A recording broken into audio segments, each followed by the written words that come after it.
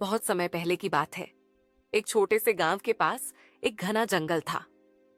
उस जंगल के बीचों बीच एक गुफा जिसके थी। बारे में लोगों के बीच कई कहानियां प्रचलित थीं। गुफा को चमत्कारी गुफा कहा जाता था। कहते थे कि जो भी उस गुफा के अंदर जाता, उसकी सारी मनोकामनाएं पूरी हो जाती।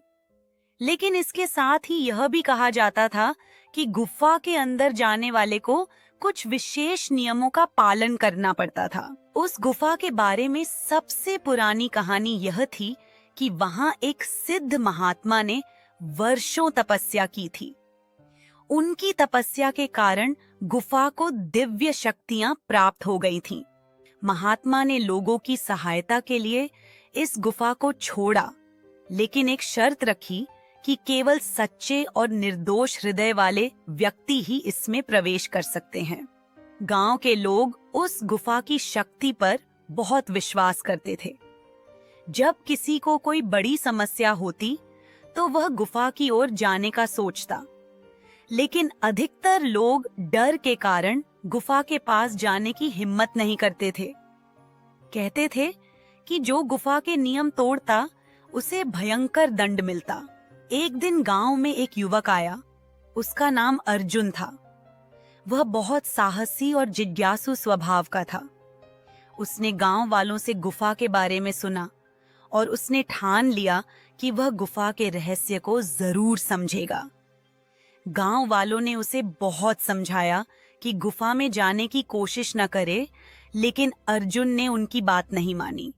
अर्जुन ने गुफा के पास जाकर कहा, हे महात्मा, मुझे अंदर प्रवेश करने की अनुमति दें। कहकर प्रवेश किया। जैसे ही वह अंदर गया, उसे गुफा के अंदर अद्भुत प्रकाश दिखाई दिया। चारों ओर चमकते हुए पत्थर और एक दिव्य सुगंध थी। गुफा में एक झरना बह रहा था, जिसकी बूंदें मोतियों जैसी लग रही थीं। कुछ दूर चलने के बाद अर्जुन को एक आवाज सुनाई दी। हे वत्स, तुम यहाँ क्यों आए हो? अर्जुन ने जवाब दिया। मैं ये जानने आया हूँ कि ये गुफा वाकई चमत्कारी है या नहीं। गुफा ने कहा, यदि तुम्हारा हृदय सच्चा है और तुम्हारी मनोकामना दूसरों के भले के लिए है, तो यह गुफा तुम्हारी मदद करेगी। लेकिन यदि तुम्हारे अंदर स्वार्थ या छल है, तो तुम्हें गुफा के नियमों का उल्लंघन करने का दंड मिलेगा। अर्जुन का मन साफ था, लेकिन गुफा ने उसकी परीक्षा लेने का निर्णय किया। उसे 3 चुनौतियां दी गईं। पहली चुनौती थी, सच बोलो। गुफा ने अर्जुन से उसकी सबसे बड़ी कमजोरी के बारे में पूछा। अर्जुन ने ईमानदारी से कहा, मैं हमेशा अपने स्वार्थ के लिए दूसरों की मदद करता हूँ। ये मेरी सबसे बड़ी कमजोरी है। दूसरी चुनौती थी, त्याग करो। गुफा ने अर्जुन को उसकी सबसे प्रिय वस्तु छोड़ने को कहा। अर्जुन ने अपना धन और गहने गुफा में छोड़ दिए। तीसरी और अंतिम चुनौती थी, दूसरों की भलाई के लिए सोचो।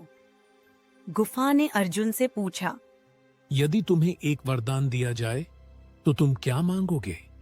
मैं ऐसा वरदान मांगूंगा जिससे मेरे गांव के सभी लोगों का जीवन सुखी हो जाए। अर्जुन की सच्चाई और परोपकार से गुफा बहुत प्रसन्न हुई। गुफा ने उसे आशीर्वाद दिया और कहा, तुम्हारी मनोकामना पूरी होगी। तुम अपने गांव में सुख और समृद्धि लेकर जाओगे। जब अर्जुन गुफा से बाहर आया, तो उसे अपने गांव में अद्भुत बदलाव दिखाई दिया। गांव के खेत हरे भरे हो गए थे, लोगों के चेहरों पर खुशी थी और गांव में धन धान्य की कोई कमी नहीं थी।